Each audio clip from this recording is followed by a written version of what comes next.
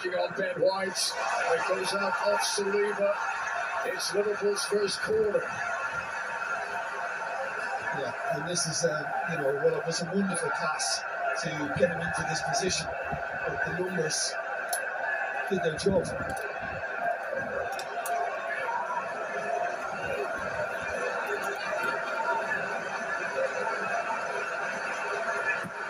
So against this corner. Awkward from Odegaard. And from Saka. This is Alexander-Arnold. And all set up. And characteristically, from Trent Alexander-Arnold, that one's overcooked. Yeah, he's just got eyes on the far post when he's in that much space, and he's just looking to find the exact matching run.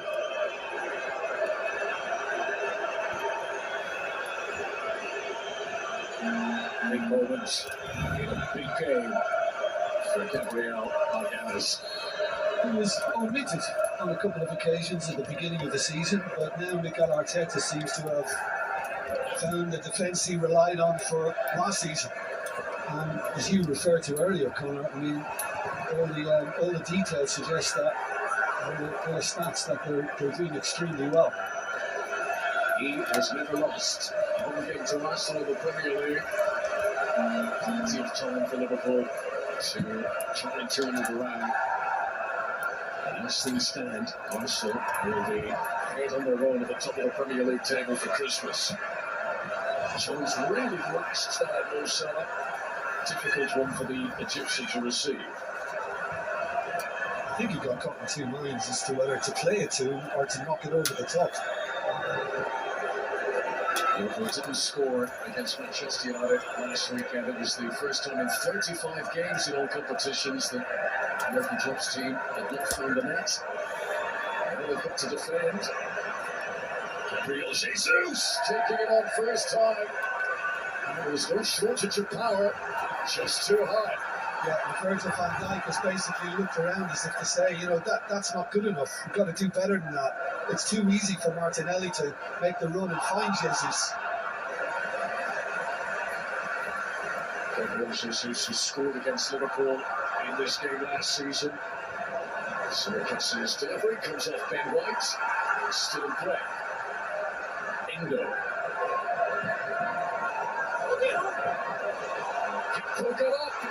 Salah hits the side netting. Zinchenko is beaten in the air by Cody Gakpo there. First shot of the day for Mo Salah. Well, I think once this comes off Gakpo's head, he's got a quick decision to make, Salah, as to how he's going to deal with it. Had he taken a touch, he's probably going to be brought down by Zinchenko, so he knew he had to go early. He just cracked it. Here at Anfield, Mo Salah has scored 6 goals in his 6 appearances against Arsenal in the past.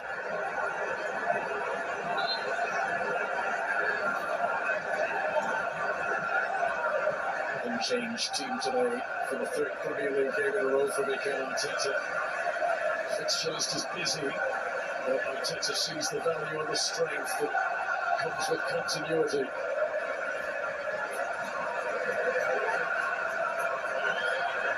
Almost quarter of an hour in. High line from the Arsenal defence this time. Jones. Nice header straight to Van Dijk. And away by Martinelli. Options for Alexander-Arnold. It's for Diaz. Didn't quite have the time or space to take it down there. Kanata. Supports line. It's come through Kai Havertz. This is Mo Salah. By Gabriel.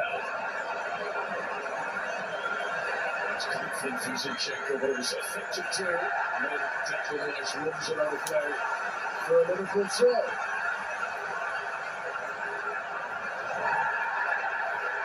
No free kick for Cody Gakpo. Saka.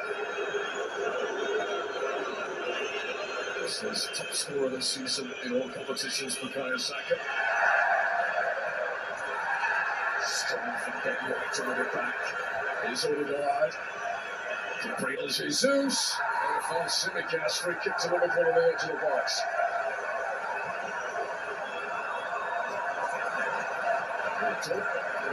Time to take a breath here. It's been action-packed since the get-go. Zinchenko to Havertz. Odegaard to Martinelli. Sebastian, the Liverpool defender that sees it out for a goal kick. There's the Anfield roar that Jurgen Klopp's been looking for. Yeah, and a kind of an Arsenal reply, because we haven't really seen much since they scored their early goal. And obviously Liverpool have responded very, very strongly in that last 10 minutes.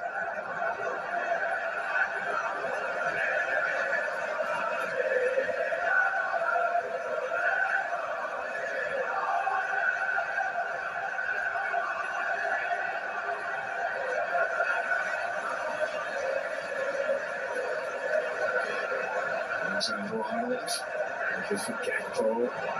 Certainly was the defender with him. He's changed that well.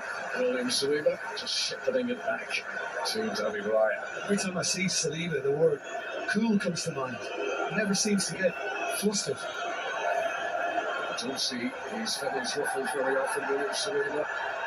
The only Arsenal player to play every Premier League minute this campaign. Here is Martinelli. Alexander-Arnold just out of position there. Konate's to cover right back. Yeah, and he won't relish that. This is Havertz. Zinchenko.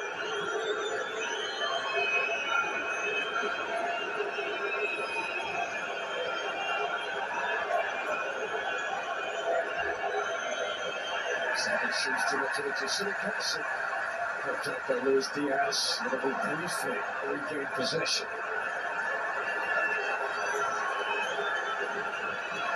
Salah.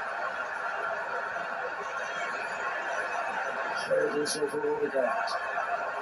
Tries to take it away from Declan Rice. Mo Salah gets the free kick for Liverpool. Yeah, he was desperate to try and get Szoboszlai in on his right side. He made the forward run beyond him. There you could see his lower legs, and Szoboszlai just coming out of shot. 11th time that Declan Rice has played against Liverpool in his career. He's only ever had one win against them.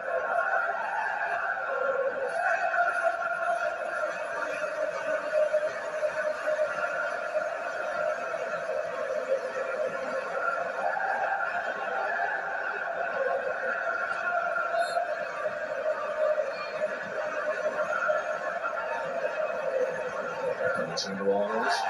Didn't look at Gabriel Jesus. And there's a peel. Media. Handball maybe from Martin Odegaard. They'll come back and have a look at that, I'm sure. Here's Gabriel Jesus. Odegaard.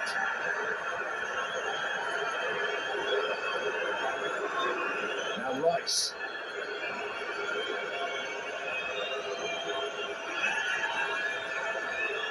Saka on his feet, very nice, headed away by Van Dijk.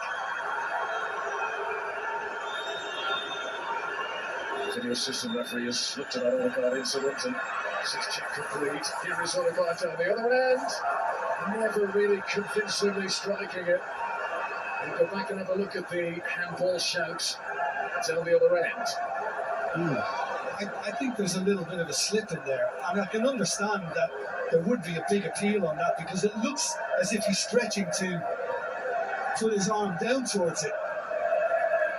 But I think you have to factor in the slip. I think clearly they've done that in the VAR HUD.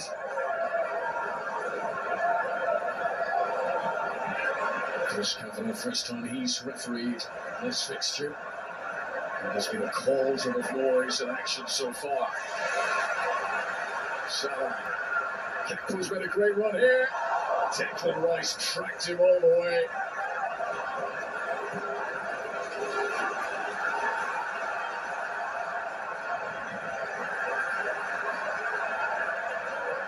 20 minutes into the game already.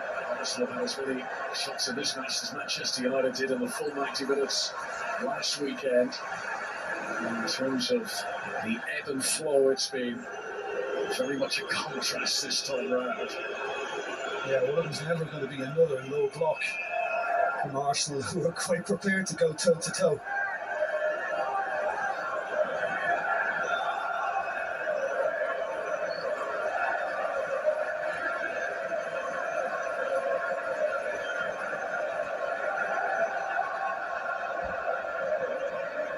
Zinchenko, Havertz, Curtis Jones hustling well. This is Gakpo, Salah,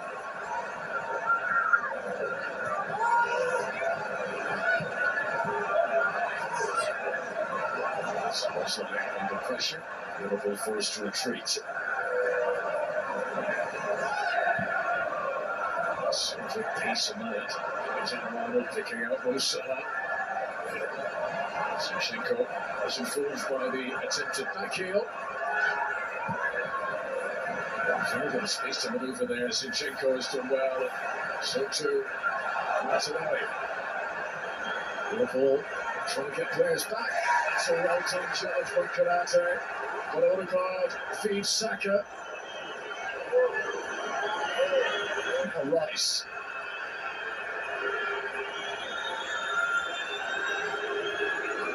Odegaard.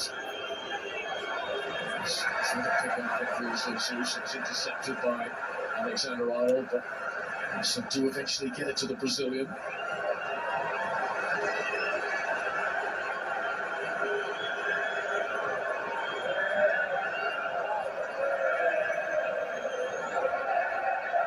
Saliba.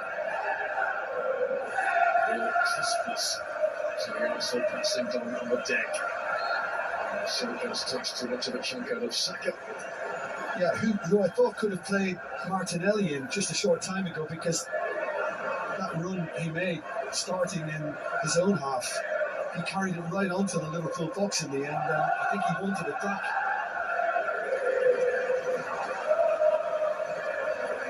Odegaard has slipped since that one in the box, which drew the penalty appeal, and I think there's another pair of boots on the bench if he wants to change.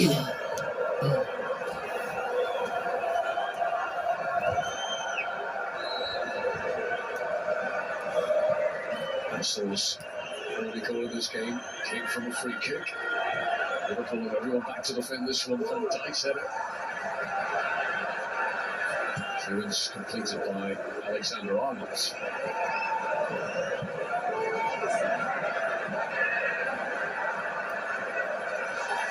doing his best to show the ball in. Saliba, who remains rock solid.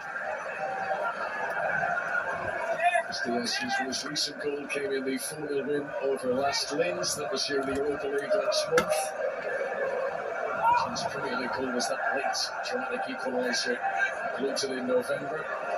It's probably Chuma in the top flight with Colombia.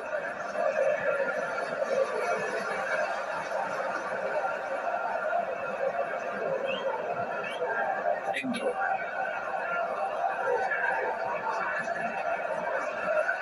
Jones.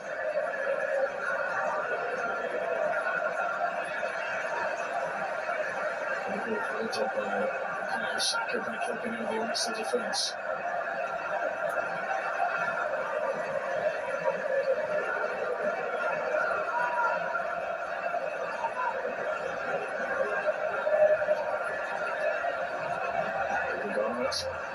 Rice. Sufficient numbers and no messing around from David Raya there. Sometimes it needs kicking. Rice. It's been a new surge, a new forward momentum to the Arsenal midfield this season. Incidentally back to Havertz. Declan Rice involved again. Worked quickly by Szoboszlai. But then he's given it away cheaply. Odegaard. What a pass. Might have been offside against Martinelli. The flag does rise. Well, this has been a talking point. Martin Odegaard. I mean, it looks like he's deliberately playing it, but he slips, and that causes him to bring the arm down. It's not deliberate. And for me, I know there'll be lots of Liverpool fans screaming saying it was a penalty. I don't think it was.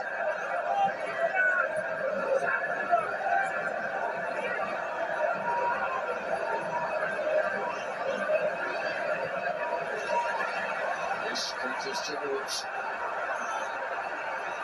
Less than 6 of the defenders backing off him, so Jones took the invitation to try and shot himself. Endo just poking in his toe with Saka. Diaz has kept this in.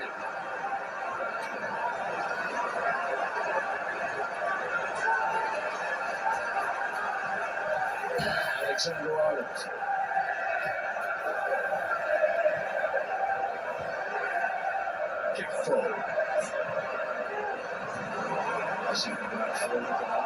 Come back to really step on the accelerator here. Slipping across was Ibrahima Konate. He's done that a couple of times now. Excellent challenges. You can hear the appreciation around Anfield for it. It's a game of cat and mouse. We know that Alexander-Arnold likes to come forward. Martinelli will try to counter like that, and Ibrahima Konate will be aware of his responsibility to get across and cover that right full-back area when Alexander-Arnold is up the field.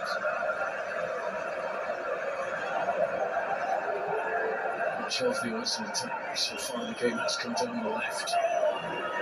Saka ready to see a bit more of it on this near touchline.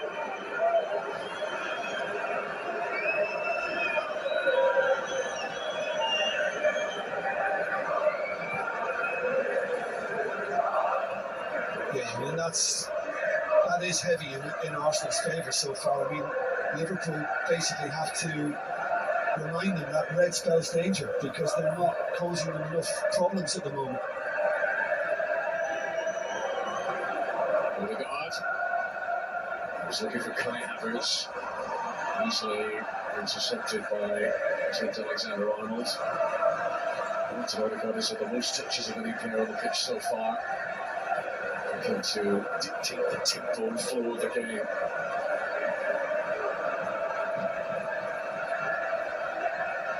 Salah in around the back of Zinchenko. This is Mo Salah. Excellent. Sometimes Excellent. one's directness can be so effective in football. And Mo Salah has dragged Liverpool back to 1-1 inside half an hour. He moves ahead of Michael Owen on the all-time list of Premier League goal scorers. But I'll tell you, Trent Alexander-Arnold has unleashed one of the best passes I've seen this season.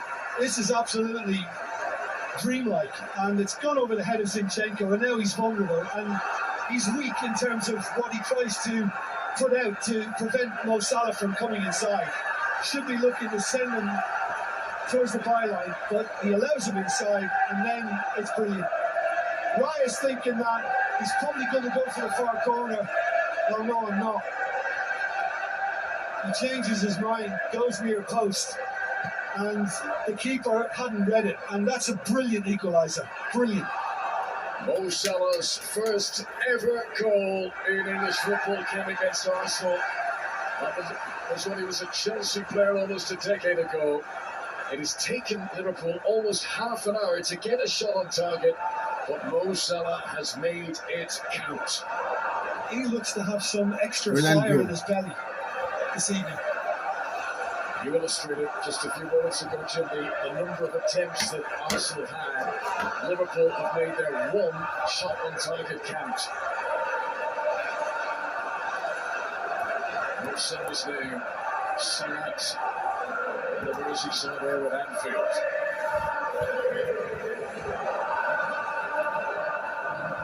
Ten goals now against Arsenal over the years for Salah. And he's now scored against them in 4 seasons in a row.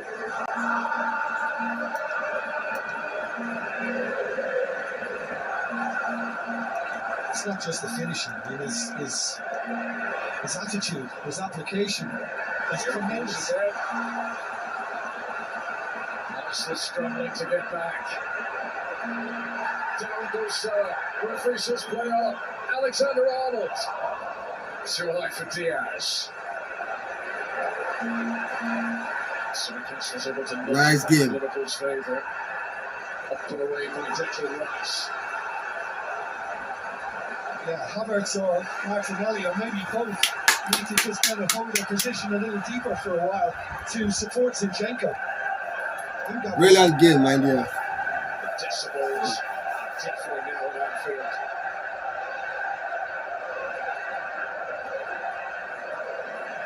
Van Dijk.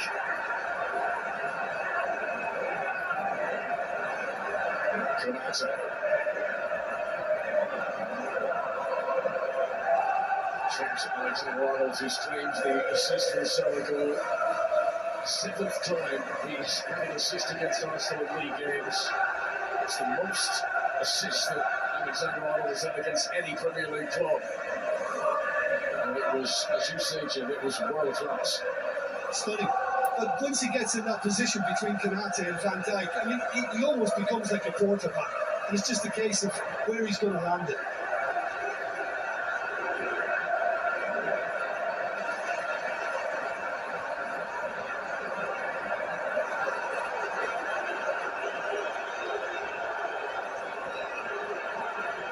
He's getting into Odegaard in an awkward position. The Norwegian did very well. It's a termination from Simicast. Down goes Jurgen Klopp. Kostas Simicast has taken out his manager there. He's hurt himself in the process. Yeah, and Klopp dislodged himself and took his time before he actually went to see if Simicast is going to be okay. Yeah, there's a push. And he's not expecting it, the manager. Klopp comes down heavy on him. And what a bizarre way to pick up an injury. Yeah, he does. He comes down on his leg. Just as Simicast is twisting on the ground as well. And Liverpool will hope that this isn't anything too serious. Kostas Simicast, who's been filling in lately for the injured Andy Robertson. He's now started 8 of the last 10 Premier League games, Simicast. So he's feeling a little wince of pain himself from this. Yeah. Now he's holding his shoulder, look at this.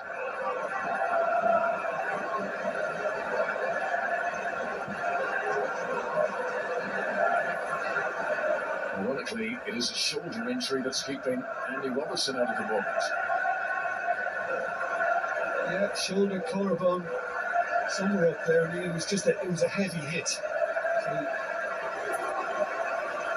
Joe Gomez did play left back last month in the game against Luton, I remember it. Looks like he's going to be deployed in there. Well, in all these unusual instances where players can pick up injuries, famously dropping bottles of aftershave on their toe, that sort of thing, missing World Cups. Being landed upon by your own manager is one you don't hear of very often. Yeah. I mean, he basically went from right back to left back against West Ham in the EFL Cup when Bradley was introduced in the second half, so he knows the role. I think he began his Liverpool career, in that position, Conor, yeah.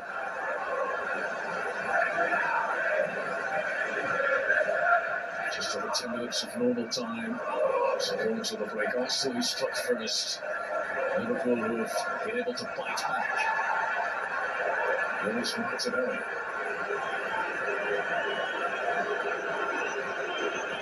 Zinchenko. Just down the aftermath there to releasing the pass. Zinchenko. And free Chris Kavanaugh's going to bring it back for an Arsenal free kick.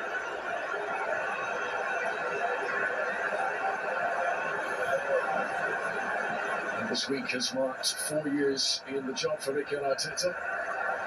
Much work's done already, much work I believe still to do. Well, the same thing is going to be replayed here. I mean, he's going to look to just drop it between the penalty spot and the edge of the box, and it's up to those Arsenal players to get back on side and then make the run again.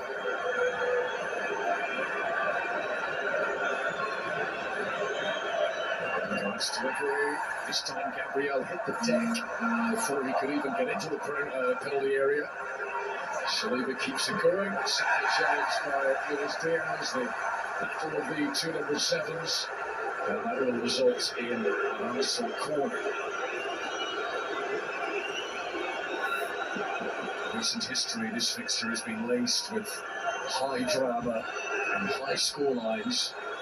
And we've already had a lot of talking points in this one. Second highest Premier League scoring fixture? Yes.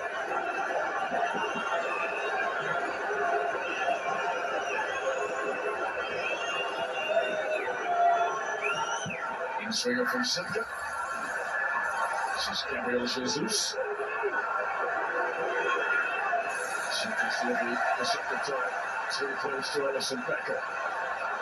I'm searching for Salah once again, but Declan Rice was back covering.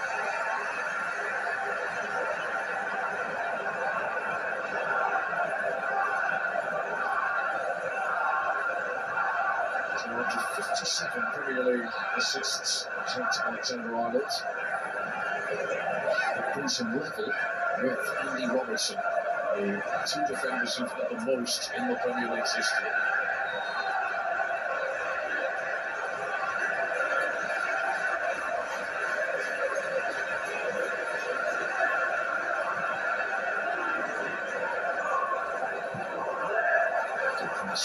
To Jones. Odegaard. Reaches for the pocket. Is it Odegaard or Saka? It's Saka who's going to get the yellow card.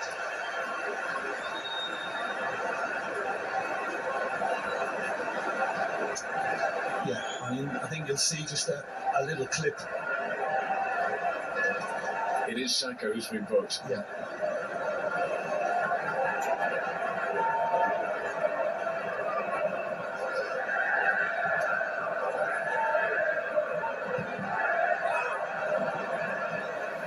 Odegaard. Ben White. Gomez is settling in. And he's going to be busy up against Bukayo Saka.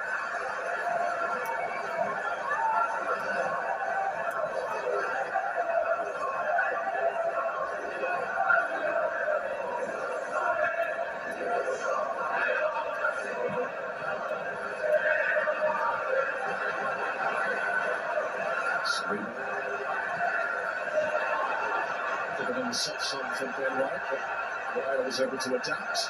Well, that's why he was brought to the club. He's a footballer, not just a goalkeeper. That's a great touch. Here comes Havertz. Now Odegaard. Scoop on to Saka. And just ahead of Bukayo Saka. This is White. Martinelli screaming from the far side.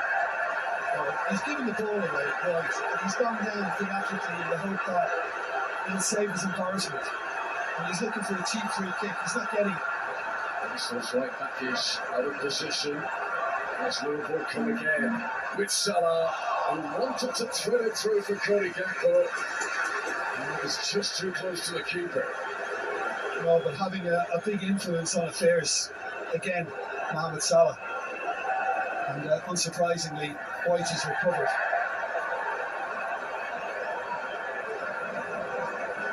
He's still got a bit to say about it. Yes, just trying to get the synchronicity right on this one. Not there yet, but promising. And this was it. That's laughable, really, going down like that. But I guess when you give the ball away that simply, you try it.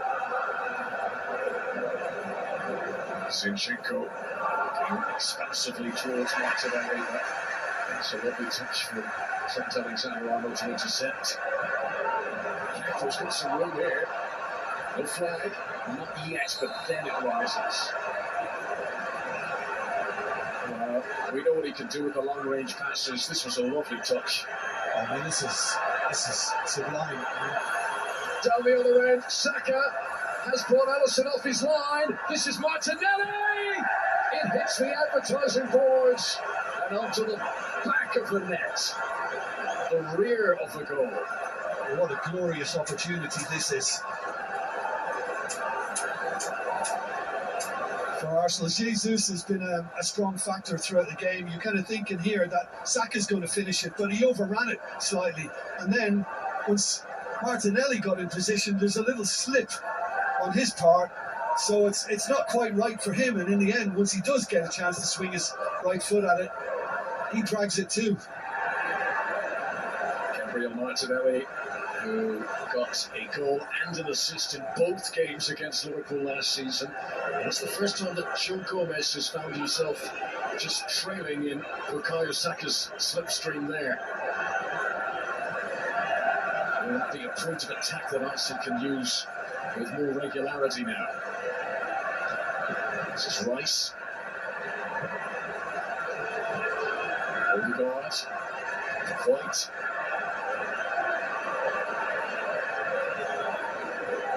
He's got in early on Saka that time.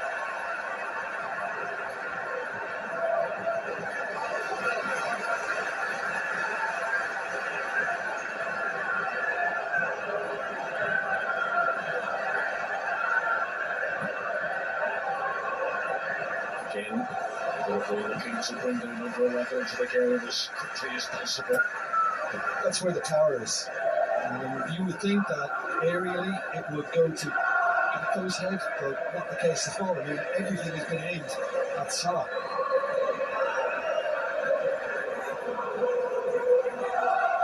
Salah now up to 16 goals for the season, 12 of them in the Premier League.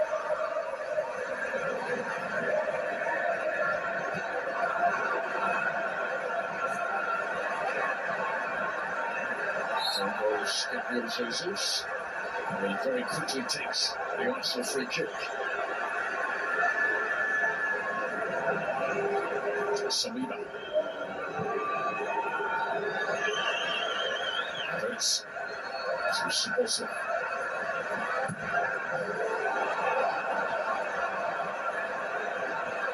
Saliba turns it shots ahead of Gakpo, but it's the Dutchman who ends up with the ball at his feet.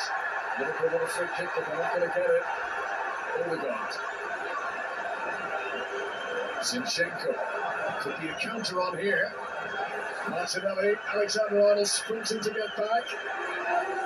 So Saka and Gabriel Jesus inside. Kanate wins it back for Liverpool. Just a little bit late, Gabriel Jesus, as Alexander-Arnold tried to play it upfield.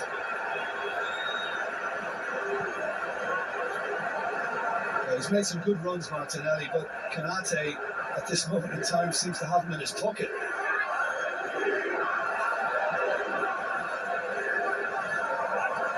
Into the final minute of regulation time in the first half, there'll be stoppages added too.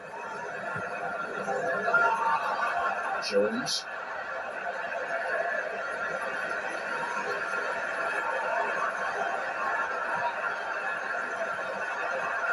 Van Dijk. Gomez for the first time since coming on has gone forward. He's gone away from Saka. This is Joe Gomez. Correct me if I'm wrong here, Conor. Joe Gomez hasn't registered yet for Liverpool Football Club. For any football club. I thought he'd go on then and have a go. Absolutely.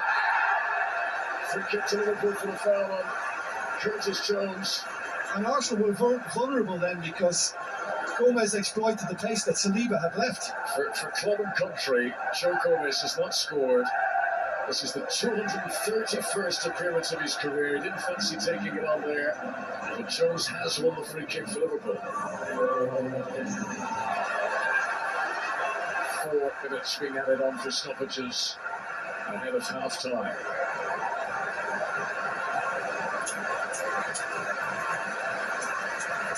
You can see that very early in this first half how Liverpool would love to take the lead for the first time very late in the opening period.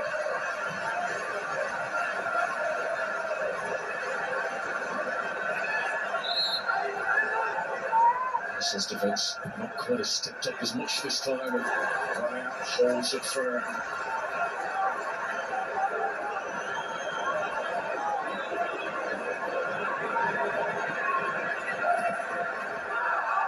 Wasn't kept in by Gabriel Jesus.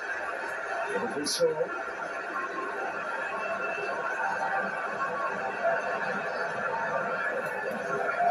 I enjoyed watching him, Jesus, because I always said it's not just about him being a number 9. He's very versatile and hugely industrious. It's been gripping so far. Bodes very well for the second half to come.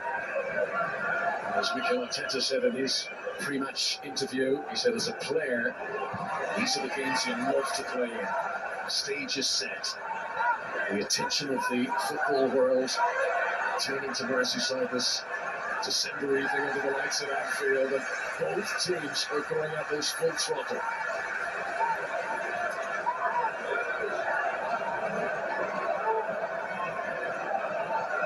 Endo. Gomez.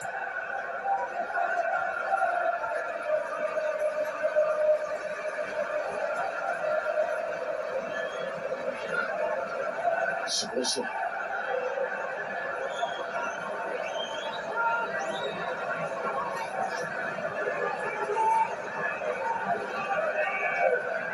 Liverpool began this first half a little shaken, finishing it on a more solid base, mind you.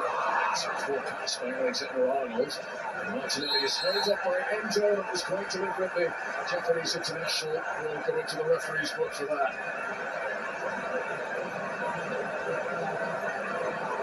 I mean, this is pretty blatant, but Trent was put under pressure from Odegaard, who broke ranks from midfield to squeeze him a wee bit.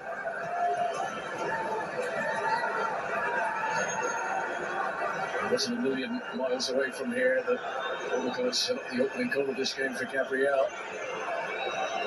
Again, Liverpool have got a very high line. They're well outside the penalty area. By Alexander-Arnold, straight to Foynes. Rice. This is Martinelli. And shielded away by Trent Alexander-Arnold. The Anfield crowd enjoyed that. Endo. Free kick Liverpool. Card is out again. Kai Havertz sees yellow. And that booking means that Kai Havertz will now miss Arsenal's next game when they host West Ham next week. Yeah, I suspect he's just realised that too.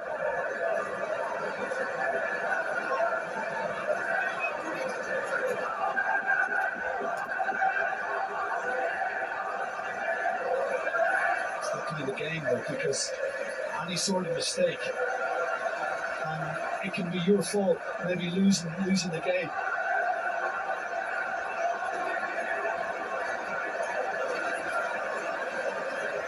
Played for 4 minutes. This could be the final action of the first half. It's run up from Szoboszlai, miles out. And the referee brings a whistle to the mouth, and it is the break. The perfect start for Arsenal. Gabriel with his first goal of the First season. half. That's another Guard's delivery. Bani din ko makata. It was Mo Salah who fired Liverpool back level. Mo Salah. All to play for. An intriguing 45 minutes to come. For now, Liverpool won, Arsenal won. Liverpool are almost certainly of the opinion they should have had a penalty. We will discuss shortly. But that's been a really good 45 minutes. Really good. As predicted. To the remainder of the United game in any shape or form? No? Good. And the start and finish to that half. Anything else in between? No. 1-1 it is at half time. Arsenal got away to a flying start, as Connor was saying. But inevitably, Mo Salah got Liverpool level, and that's how we are at half time. Well, first 45 minutes, Manchester United were today beating 2-0 by West Ham United. But this afternoon, Manchester United, we are in crisis. This afternoon, we are in crisis. All the supporters, management, players, we are in crisis. Extremely deep, deep crisis. But before then, Arsenal and Liverpool game are still 1-1. We just witnessed the first 45 minutes, and this is what we call football.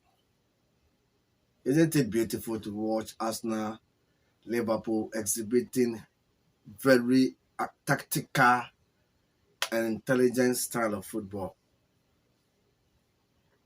Last week, Manchester United played Liverpool at Anfield, and the game was a one-sided activities involving only Liverpool playing against, I think I'll say, against everybody. Manchester United were like babies on the field. Liverpool dominated every department. Defense, attack, midfield, everywhere. Liverpool dominated, played well, but they were not able to win the game. The game ended 0-0. And today, we've seen a brilliant game. First 45 minutes, Arsenal 1, Liverpool 1. They are on recess now, but let me hit on Manchester United. In fact, the team is in a very deep crisis. Sorry for my voice. I have a cold, but I'm trying to get myself better. But with today's defeat, I still can't sit down or rest. I still need to talk because the pains are getting too much. So let me come back to Manchester United. Ever since Alex Ferguson left Manchester United, we've been able to change a number of coaches, meaning there will be a consistent development as to where Alex Ferguson left the club. When Alex Ferguson left, he gave the nod to David Moyes, who now guided West Ham United to beat Manchester United 2-0. Moyes took charge, made some changes after Alex Ferguson went.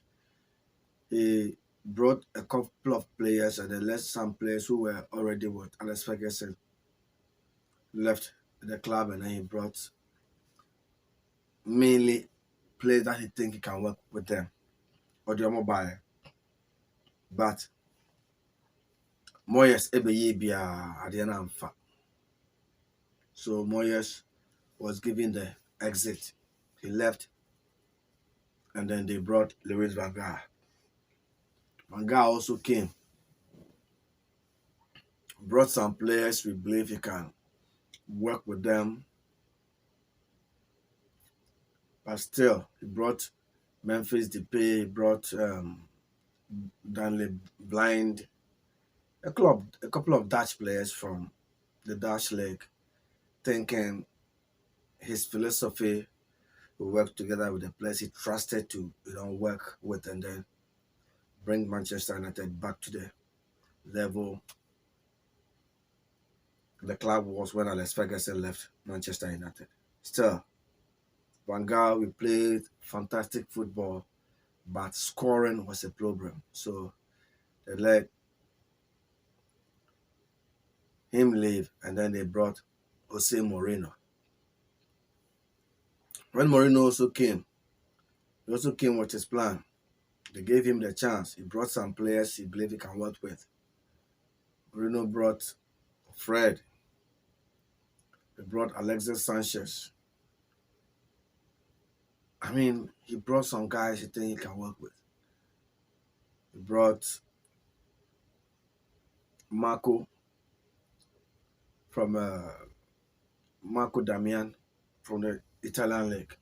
Still, United were not able to find the rhythm that we were looking for to make the team stable and then compete for trophies like Manchester City, Arsenal, Liverpool, we were like willing to make the team stronger and better, but still things didn't go on well. They let Mourinho go. They brought Ole Gunnar Solskjaer. Solskjaer came.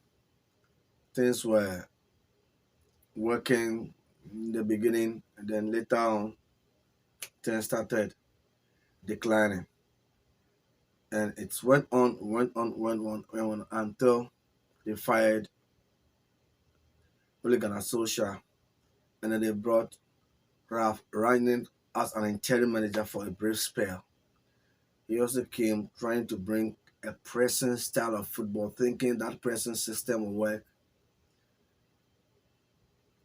Things didn't work on well for him. Even Ole Gunnar Solskjaer's later days, he brought Cristiano Ronaldo, but still things were not up to what we were looking for. They sacked him, and then they brought Eric Ten Hag. When Ten Hag also came, we all thought he would be the next Alex Ferguson or the next Messiah to save the club. His first season things were okay. Thinking his second season where you have the full, let me say, strength to take over the club from zero to the end of the tournament or the end of the league, because he will be starting from scratch. He'll do his own, what do you call it, selection, or he'll pick his own players that he trusts he can work with. He can also do preseason with the players he already have at his disposal. So if you have all this at your disposal and you start the league fresh with the players you trust, the management team you think you can work with, it is far different from inheriting previous players or previous managerial aspect from certain coach who was already there. At the time, even they gave Michael Carrick a 1-game spell when Ole Gunnar Solskjaer left. I think they gave him 2. Yeah, he drew 1 and then won 1. He drew 1 with Chelsea and then won the other one. So Ten Hag this season, I would say, he got all the necessary support to start the progress from his own development, his own tactics, his own members of backroom staff that he can work with, his own players that he think he can work with. He brought Hernandez, he brought Anthony, he brought Casemiro, he brought Varane, he brought goalkeeper Andre Onana.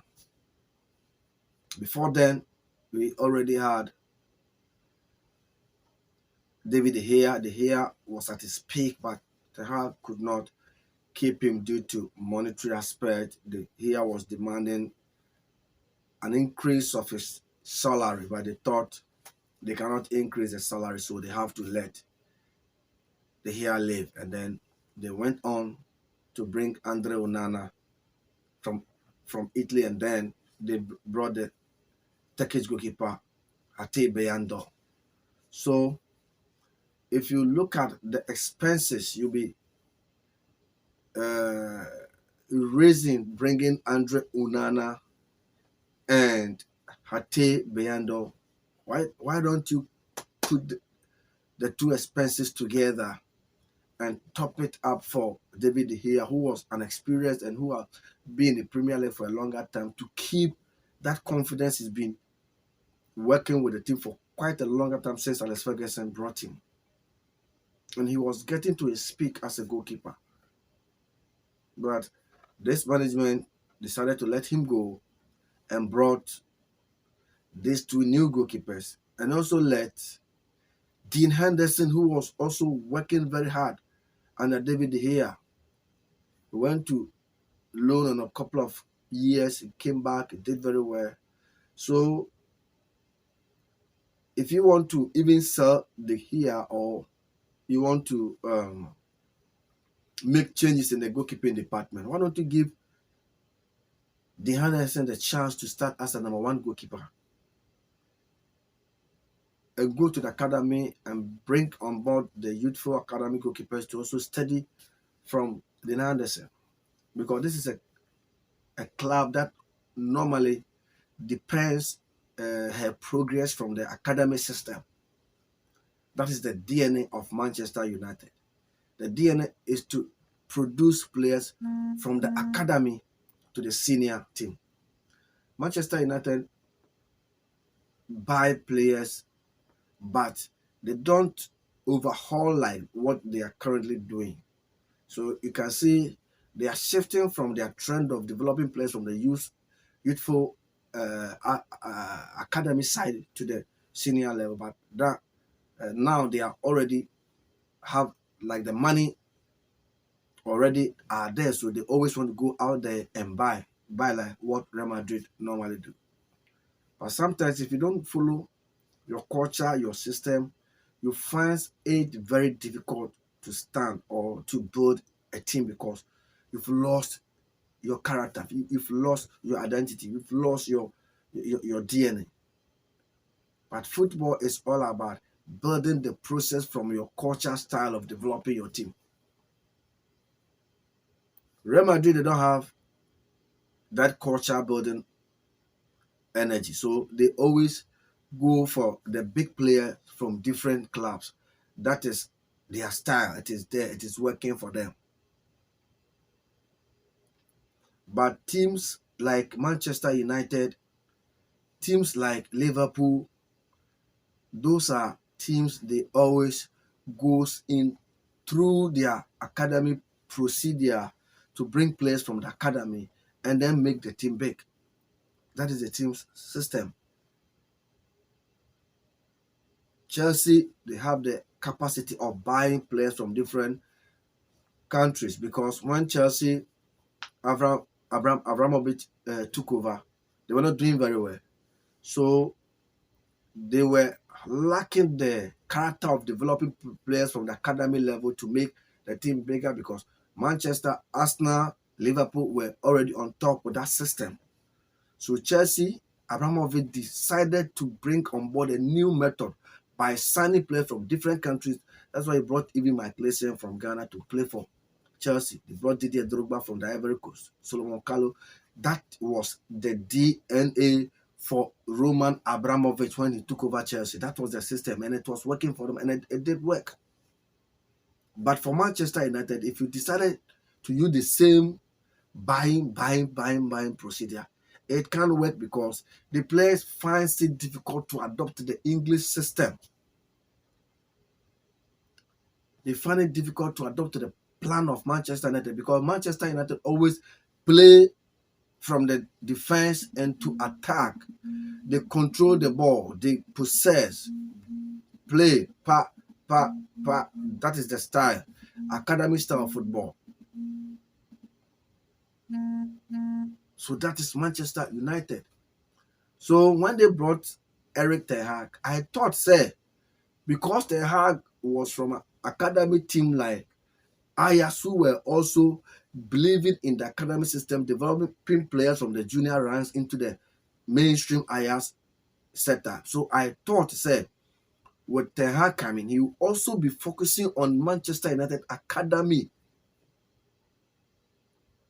That is where he could have made Manchester United a club of his own. Because players from the academy, you can control them, you can talk to them, you can deal with them. But managing big players, it is difficult, and that is what Ten Hag is struggling.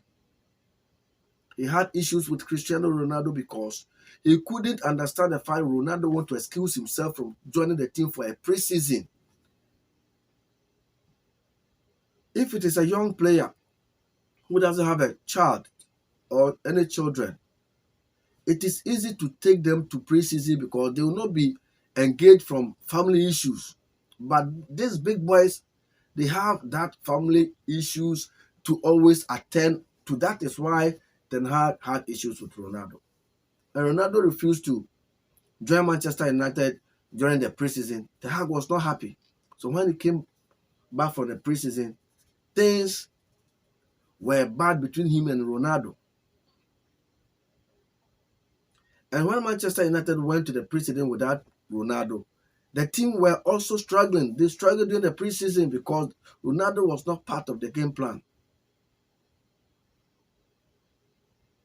So when Manchester United came back, instead of Ten Hag integrating Ronaldo into the team, giving him the chance, he started benching Cristiano Ronaldo. And Ronaldo felt he's being disrespected, so he decided to leave the club and move on. He went outside, made a statement against the club.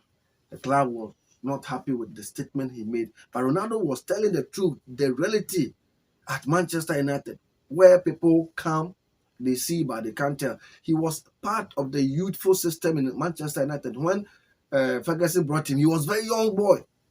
So he was in the club for a longer time before he left for Real Madrid. So Ronaldo knew Manchester United more than Eric Ten Hag. So there are at times certain things he can tell, or he is better to address it more than Eric Ten Hag, who is a new guy who came from Holland to join the team. But because Ten Hag don't have the mental fortitude to handle big players, he couldn't handle Ronaldo. Because in his entire life as a coach, he's never been able to handle a superstar like Cristiano Ronaldo or managing superstars playing for Manchester United. The picture is too big, very different from what Eric Ten Hag came up to meet. Ajax's picture was different. Manchester picture was different. So you could see Ten Hag was struggling to deal with the big players. And that is why currently he's having issues with Jadon Sancho. Because Sancho felt he's being used as an scapegoat. You went to a game against Arsenal, you lost. Journalists ask you the reason you dropped Sancho. You can come out with a personal decision. You are the coach. You decided to rest him based on certain things, but you don't expose the player to the public or to the journalists that he was not performing better at training. The player felt he's being used as an scapegoat. So he also decided to go out there, went on social media, expressed his grievance, and told the whole world that is not the case. He performed at training, but the coach chose to drop him. And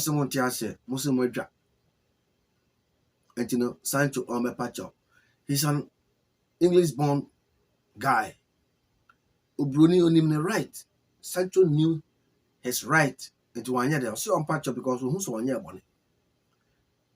Ten Hag said, "Se one Pachowa, you are not welcome into the team." And I'm pushing Sancho into like a freezing pointer on one area in training. But the Manchester team crashes room under Ten Hag because Ten Hag finds it difficult to control or manage the big boys in the club. So I was expecting him to focus on going into the academy mainstream, bring players there that you can control. But if you don't do that, you brought players from different clubs who are also mature players like Anthony, Varane, Martinez, Onana, and you want to treat Onana different, Anthony different than Sancho? No. Sancho is an English player. So there is a different attitude, different mindset between an English player and player who is coming all the way from Brazil, Holland, Spain, Italy.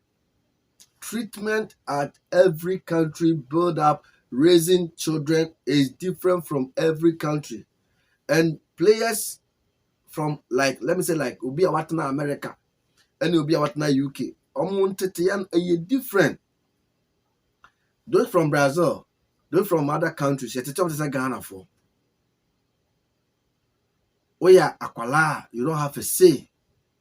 But in England, in America, when you are Akwala, you have a say. You only penny, there's no difference. You tear Akwala, 7 head than penny.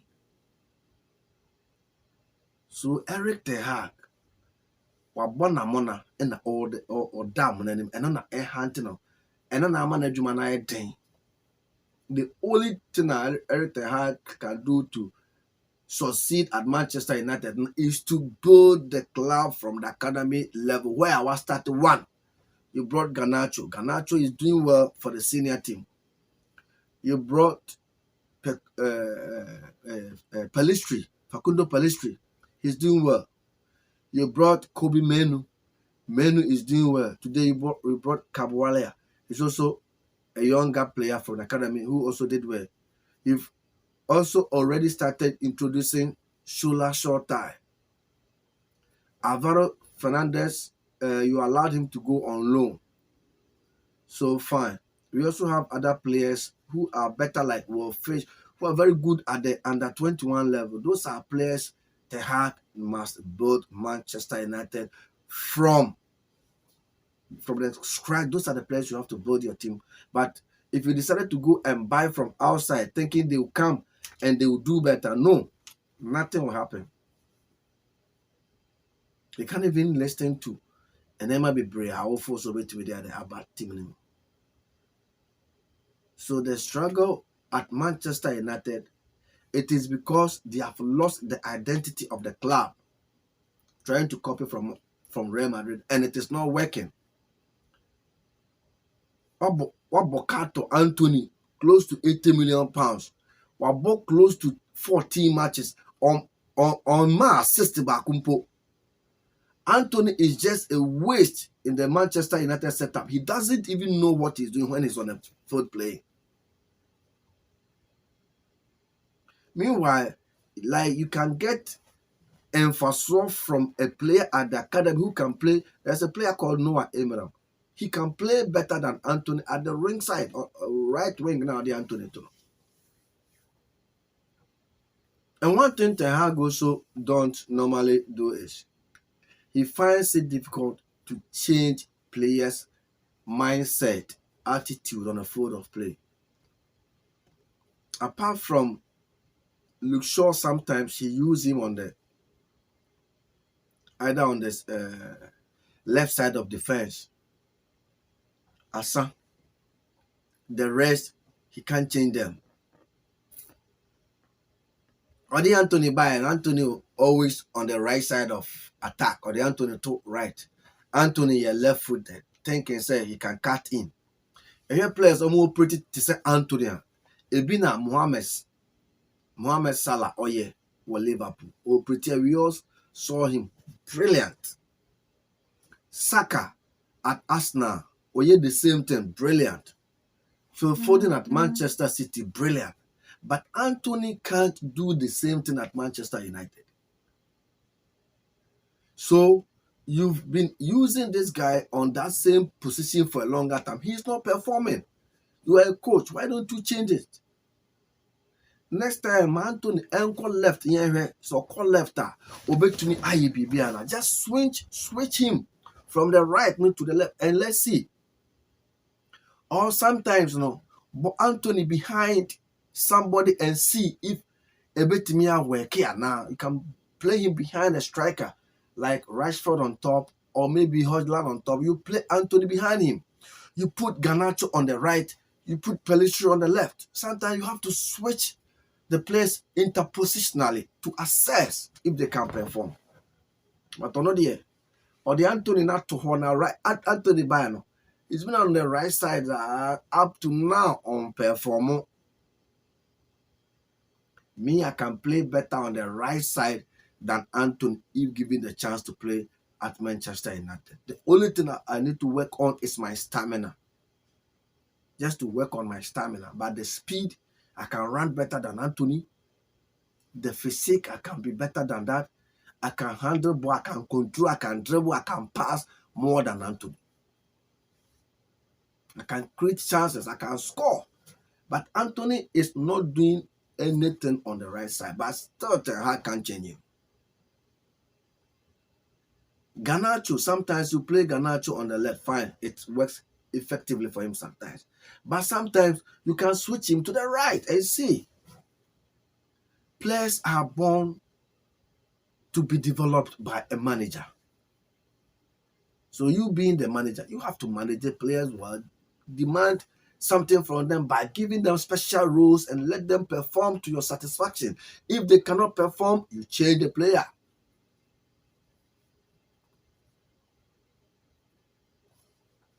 Today, McTominay was not having a good day. He couldn't do anything to help. He was struggling to change McTominay because Ten Hag don't have the strength, the managerial attitude to command when the game is tough. When Manchester United are losing, they lose entirely. When they are winning, they win. Ten Hag, he can't change team. He can't do anything. He's just there. Just as the players are not performing, if you have a good manager, the good manager can turn the players who are not performing into superstars. Or he can go into the academy, bring players who are ready to die for the club, infuse them into the mainstream team, let them perform. That is football for you.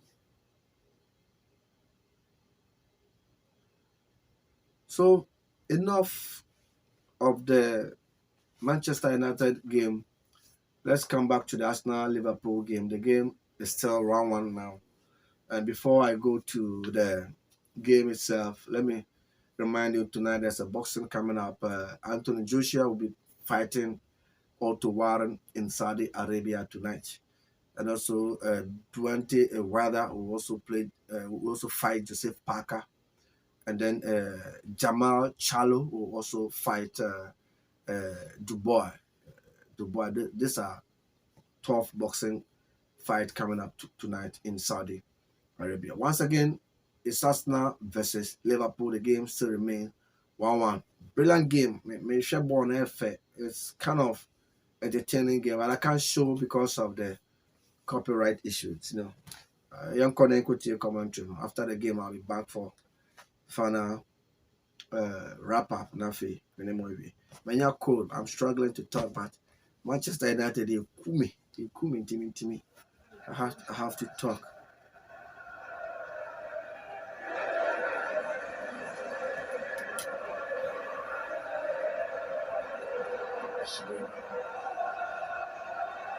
Cool as you like. Here is White. Always in front of Jones. Lewis Hayes. And the last touch goes up Saka. For a Liverpool throw.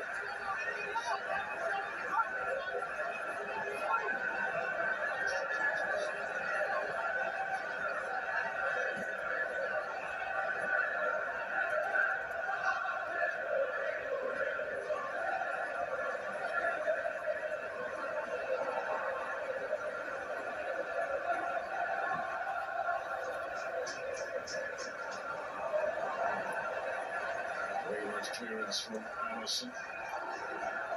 Just over half an hour of normal time to play.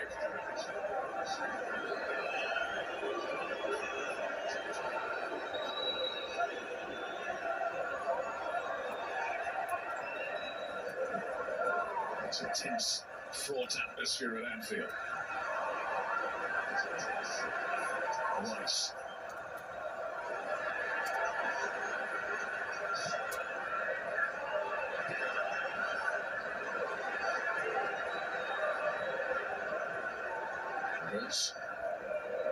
Zinchenko. Saka. Gomez comes across again for Liverpool. It's a great pull in from Saka. Alexander-Arnold straight to Odegaard. Zinchenko! Didn't catch it cleanly. Well, it would have been perfect for him and Arsenal if he'd finished that, because he began it all with that little dart into midfield, and then the diagonal to get Saka into play. And this does deflect in his way. It's more than a deflection from Odegaard. It's just loose. Alexander Zinchenko's one goal this season came against Burnley last month. Never scored a Premier League goal in his Manchester City days.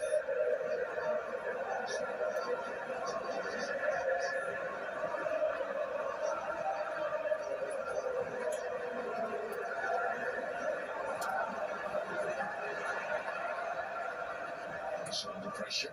Gomez gives it to Rice. Odegaard gives it away.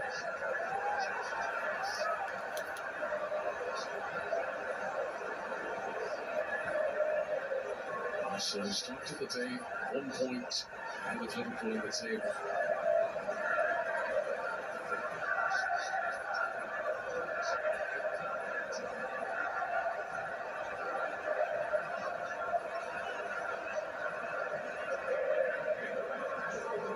Gakpo was hovering on the right side at the moment. Just running towards him. Separated by Szoboszlai. Opportunity presented himself. But it's Szoboszlai who's got 4 goals for Liverpool so far, 2 of them in the Premier League. Scored against West Ham here on Wednesday. Anytime the ball's at Szoboszlai's feet and he's within 30 yards of the goal, then the anticipation is high.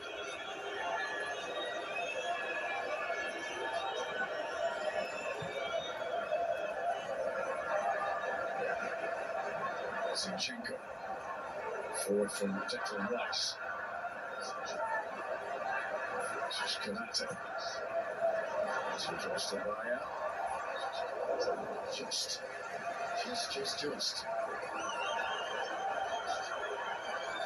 A game in which we've seen so much tight, intricate passing. It's been some of the longer balls that have caused the most trouble. And a gusty wind.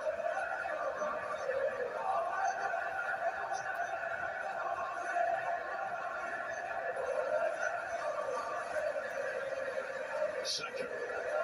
So trying to get the number 7 on the ball as much as possible at the moment. Here's White. Mr. Odegaard. Udo was going to be careful on the yellow card.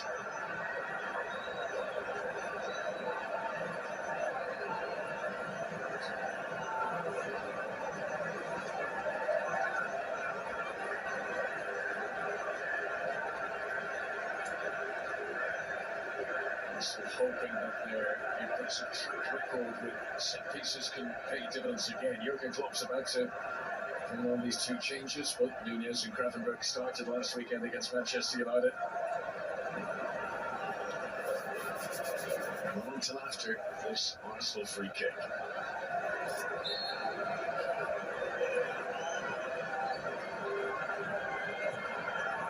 Gabriel tried to steal the march again. Alexander Arnold was able to shepherd it away under pressure from Martinelli.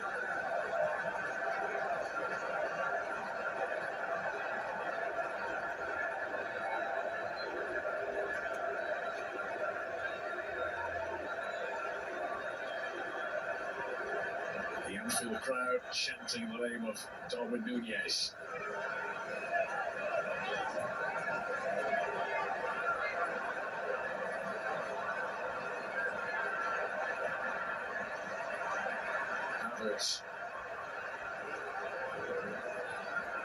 Zinchenko.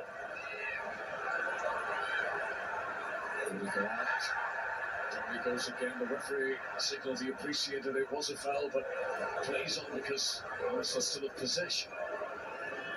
Odegaard back in position. Saka stayed down. There's 2 players down.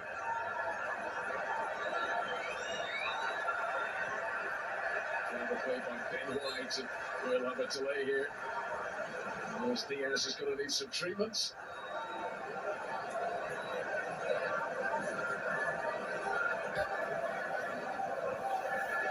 And this is what's happened.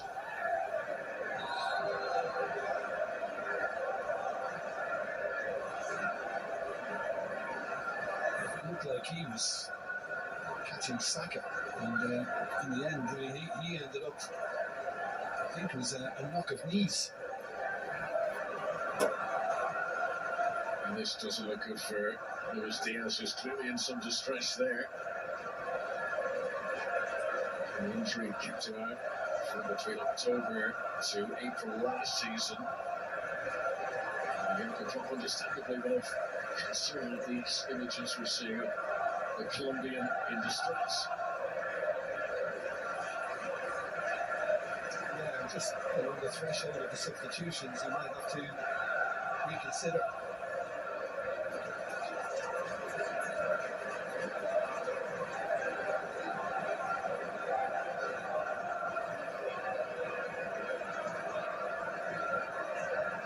Nunez and Ryan Gravenberch preparing to come on. Big hugs of encouragement from Jurgen Klopp. Leandro Trossard, who's going to be introduced by Mikel Arteta to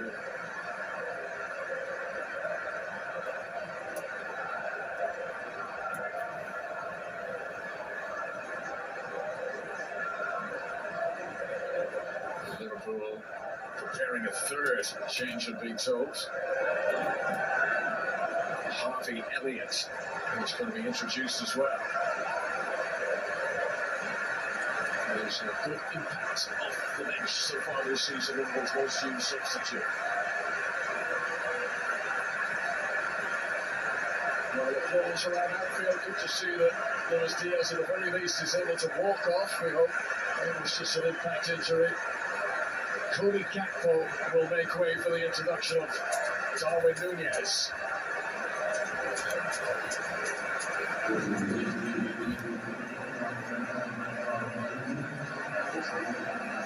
Curtis Jones also making way.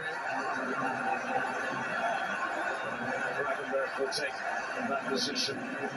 He's covered more distance per 90 minutes this season, Gravenberch, than any other Liverpool player.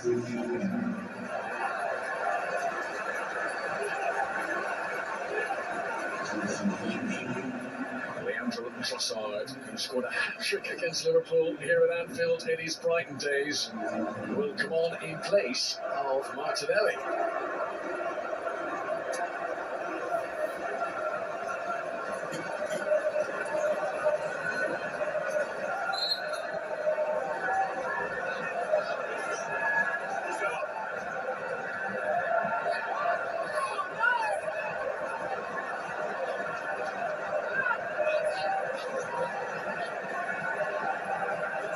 Well, he looks a bit shaken, Luis Diaz, but hopefully this won't prevent his participation in the forthcoming games. Liverpool travel to Burnley next. And then it's Newcastle here at Anfield on New Year's Day.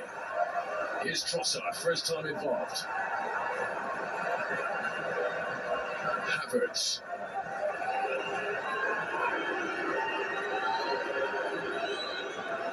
Declan Rice. Breaking play for the injury of the substitutions. Arsenal will be hoping it's given them a chance to reset a little bit. Here's Zinchenko.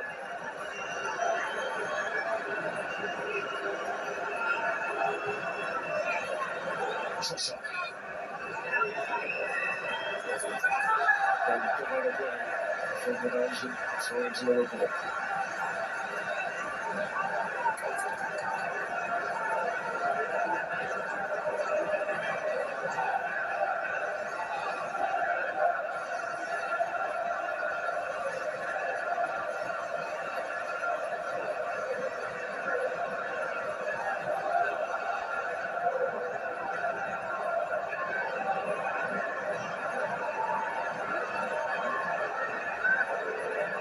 Odegaard. See, I think this kind of thing you see on the screen now can make the difference. It shows that Arsenal are more resistant, and they're not just giving in to the fact that Liverpool began the second half with real authority. They're able to cope with it now, and they've got the composure and the cohesion. There's Harvey Elliott. Took a deflection, and it glanced fractionally wide off Gabriel. Almost an instant introduction from Harvey Elliott. Yeah, I think this might have just struck the outside of the upright too, which it did. He got the 90-minute winner against Crystal Palace 2 league games ago.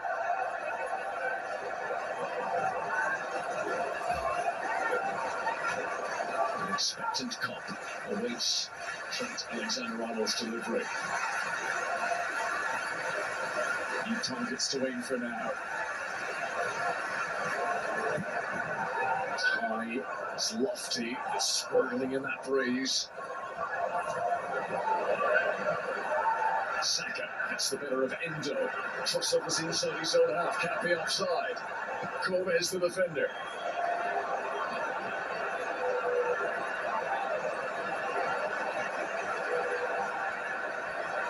Actually, challenge comes in from Szoboszlai, and Trossard secures a corner.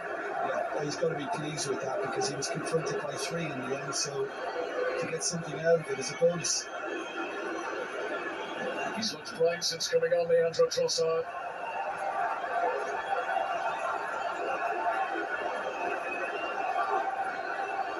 Liverpool's turn to bring everyone back to the field.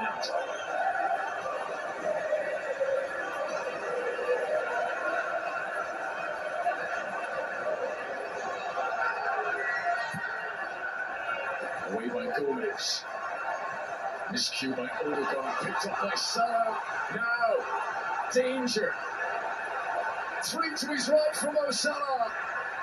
Trent Alexander-Arnold off the crossbar. Liverpool looked certain to take the lead for the first time in the game. Well, I mentioned red arrows a short time ago, but we've just had another glimpse. Looks for Havertz. Sweeping in comes Alisson Becker. In his defence, Connor, I just wonder whether there was a little bubble as he struck it. It's hard to get a bubble on a pitch like this, but it seemed to just sit up slightly. It's wide open now. Gabriel Jesus has stayed down. Saka into the penalty area. Gomez has done very well against it since coming on for the injured Simicast. You can't take your eyes off this. It feels like anything can happen at any moment. Yeah, I just wonder whether Arsenal are considering Nketiah through the middle and moving Jesus right.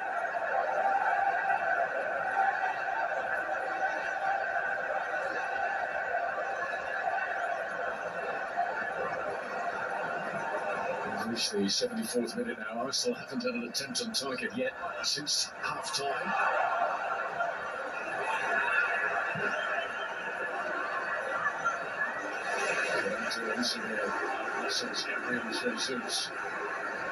He's had a terrific game, Canate.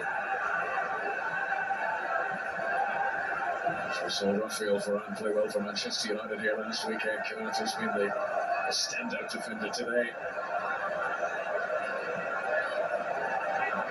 Elliott. Endo. This is Grafenberg.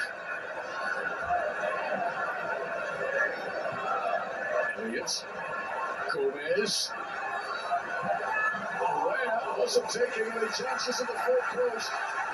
Sure, Gomez has emerged as a real attacking force for Liverpool tonight. And this is ridiculous for him, for his standard. That's a second effort.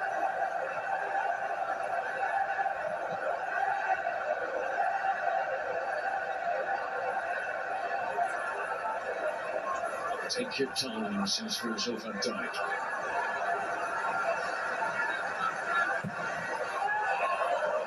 Gabriel missed it. I'm still relieved to see it flash through everyone. Yeah, I think Saliba may have just glanced at him.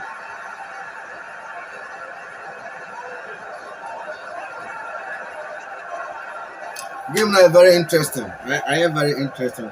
I always think Cameroon should be back, Charlie. I'm enjoying the game. One of the best games ever in the Premiership. There is a lot on the line. 2 clubs who aspire for the Premier League title.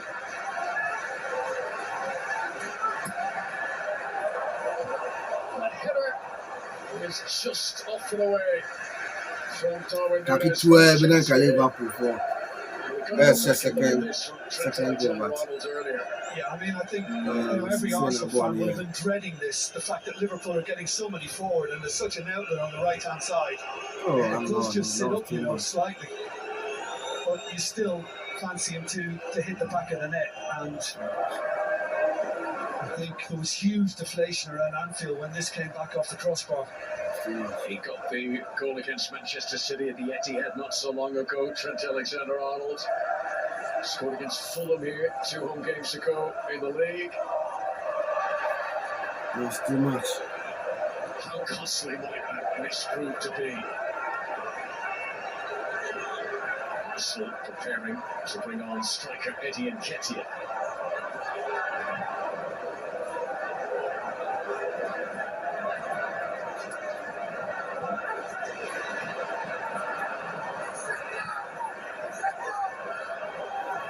Arsenal, they have a very good team. Very good team. If you compare Arsenal, Liverpool, Manchester City, Manchester United here, we are far behind this team. Very big difference. The top 4 there is huge gap. Yeah, well, he's extremely busy in the first half with his work rate. And he's getting a huge ovation from the Arsenal support as he departs the pitch now. I think Nketiah is coming for Gabriel Jesus. Been quite as involved, quite as active. Martinelli is also leaving, or Nketiah is Arsenal's joint top Premier League goal scorer this season with Saka.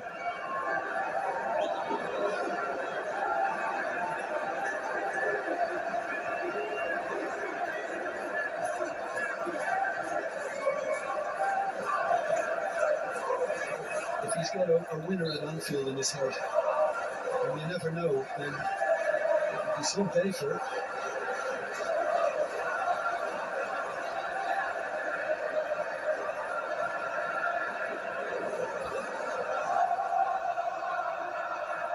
Liverpool want to settle for a point last Sunday when Manchester United were in town. One of the back home draws for Jurgen Klopp in the league.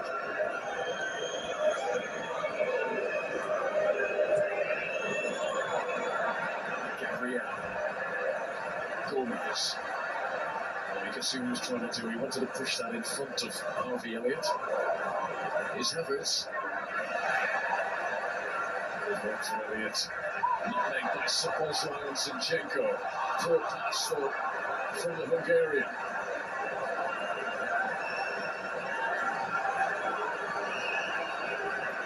One mistake could decide it. One moment of brilliance could decide it.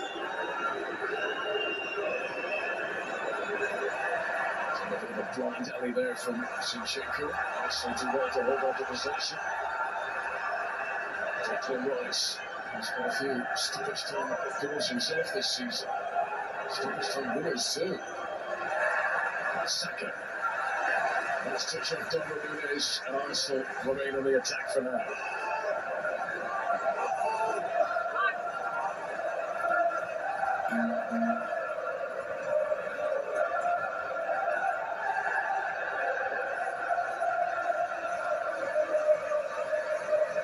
As was the case with Núñez from the left. White.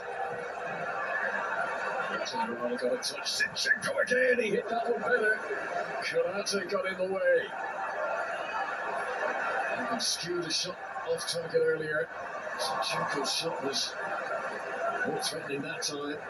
Here is Odegaard. Arsenal having a decent spell here.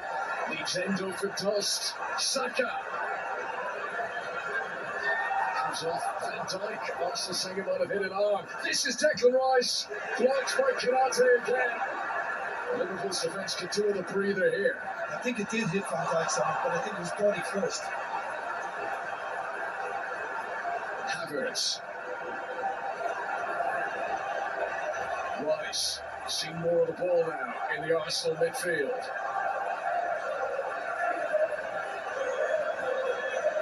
Trossard being ordered by Arteta to stay wide. And here he is.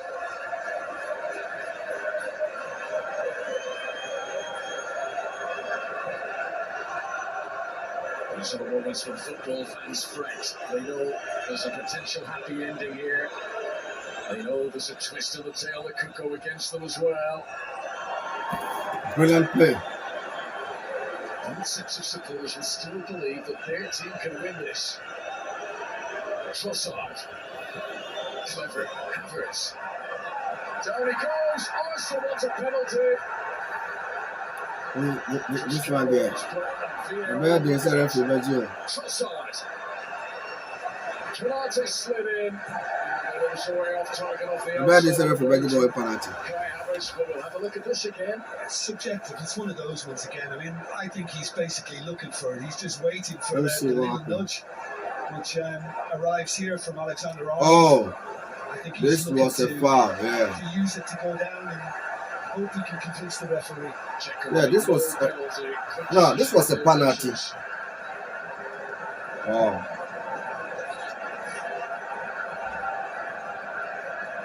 that's a push. Last time Liverpool lost a home league game, they conceded the winner in the 89th minute. Since Sullivan scoring for Leeds United over a year ago.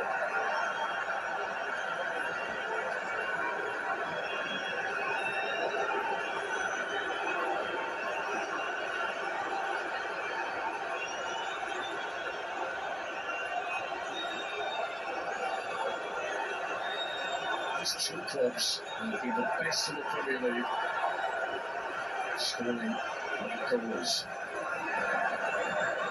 This is White to Saka. And stopped by Gomez.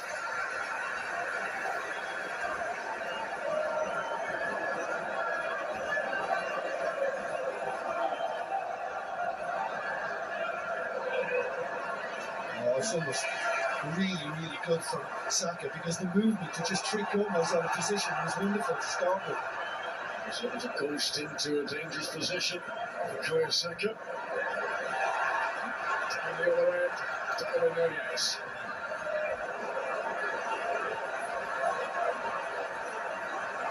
Support line. First touch shown to Nketiah.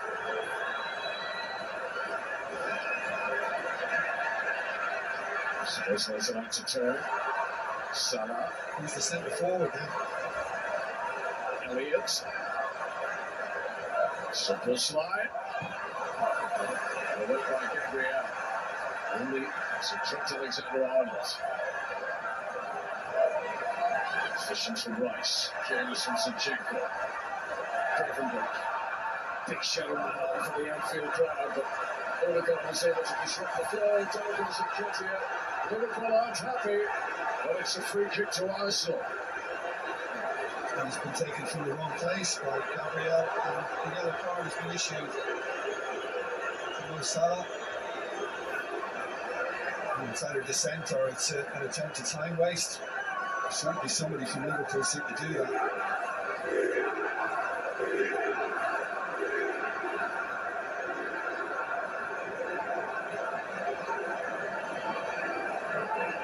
Salah already on the score sheet.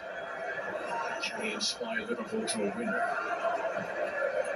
It is Kai Havertz. 4 goals in his last 7 games in all competitions for the German. Trossard. Excellent tracking back by Szoboszlai. And at the cost of an Arsenal corner.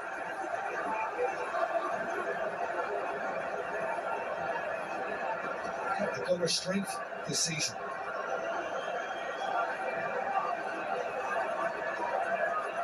Getting better up. It's 6-yard box destined. Gabriel has already scored today.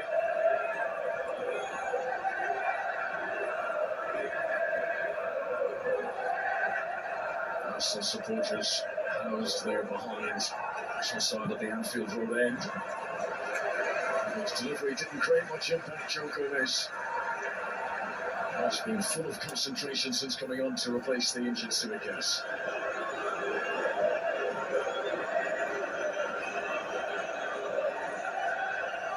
To the last 5 minutes of normal time.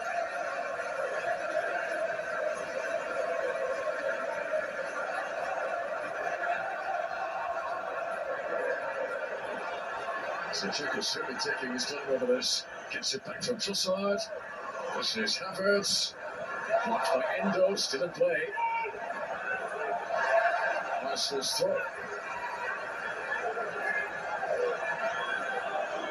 I think many in Arsenal fan would be happy at this stage to keep it in that corner for a bit. Some will be hoping it can be pinched.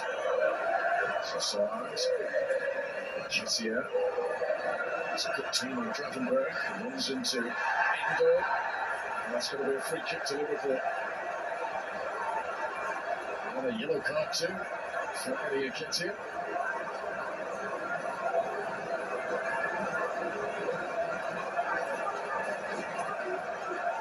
It's just that touch is just a little loose and he has to stretch. We're going into dangerous territory now.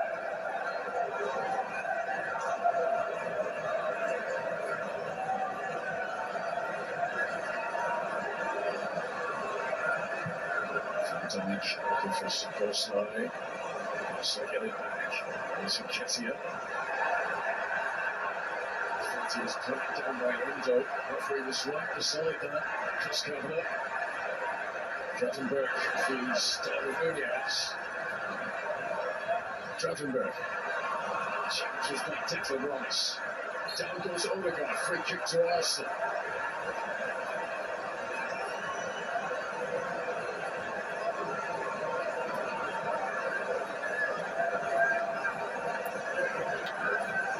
Arsenal lead victory at Anfield. And such a long way back. It's a big test of Arsenal's title credentials. Optimism, which has become an obsession so close to last season. Feeling they are stronger this time round. Coming here with something to leave it, then it's a huge plus. This finishes all square. Arsenal will be top of the Premier League at the midway, pretty much midway stage.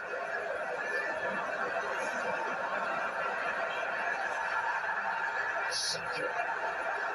He's got to be careful. He's already on a yellow card. And Gravenberg accepts the apology. But Anfield are baying for another card here. Now, was this a dangerous challenge or did he slip?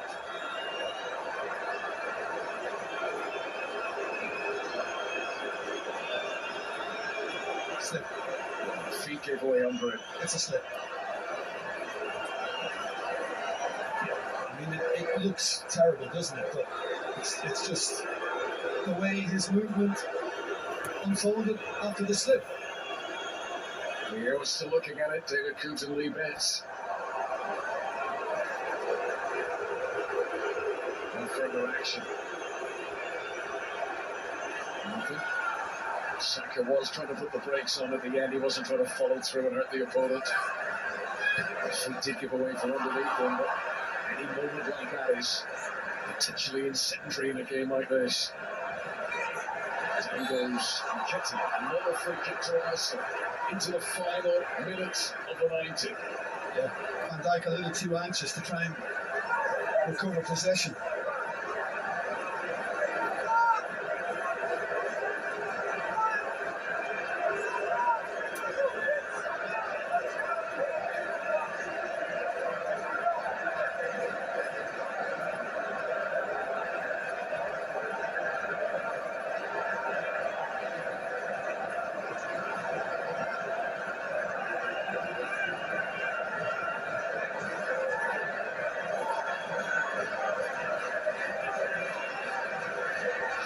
For Arsenal now. How much do they want to win this? Nunez gets it back for Liverpool. Stopped by White. It might have been a handball. Liverpool get the free kick. And there's another yellow. Looks like the game will end in a draw. We've gone into stoppages, and it's not enormous. It's 4 minutes to be added on. Or just 4 minutes. In fact, 5 has been now put up on the board. Odegaard.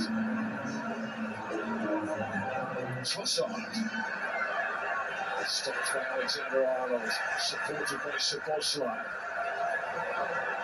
Now Salah got the legs this late in the game. Saliba was there to mop up the trouble. He might as well be playing in the park on a Sunday, Saliba. He still remained as calm as ever.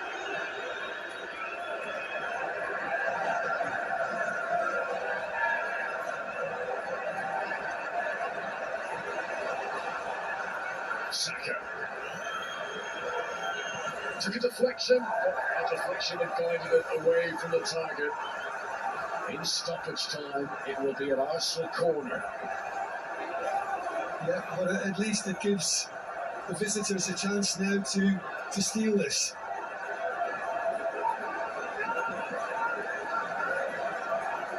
Saka has scored twice in one game against Liverpool last season. That was the match at the Emirates that Arsenal won by 3-2.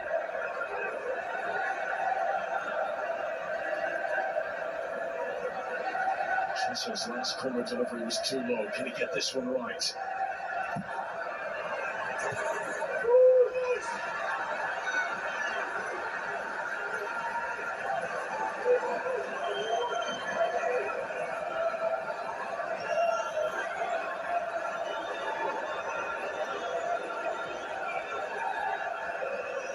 Well, if it does finish like this, this will be the as it stands table. Arsenal at the top of the Premier League for Christmas Day.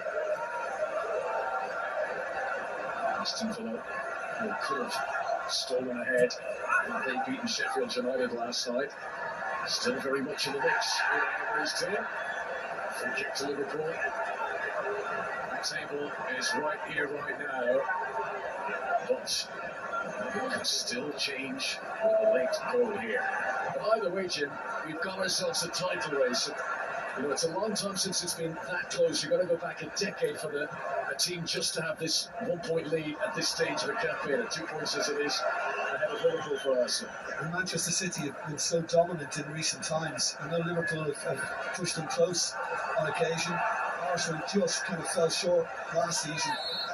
It is great if it carries on in this way. We can all indulge in the excitement and the uncertainty.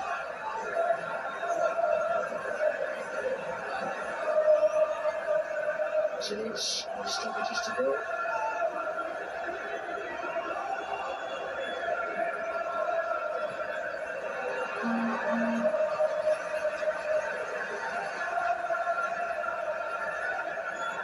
These two clubs are set to cancel each other out today. Looking 2013 Liverpool, Christmas Day ahead of Arsenal on the table on goal difference only. Neither of them went on to win the title that year, though. Manchester City, as City tend to do, carved open a late charge in the second half of the campaign. Saka still battles on.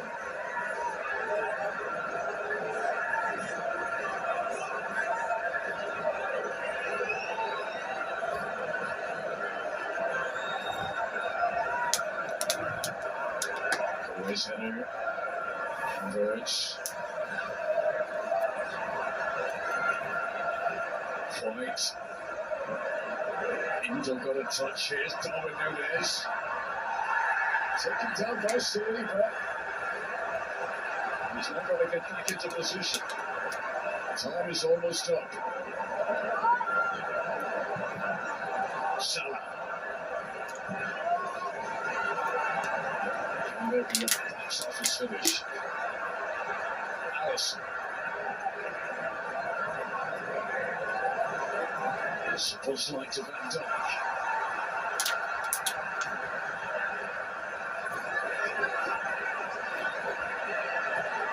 Vandenberg to Gomez. Zinchenko. Was that Liverpool's last chance?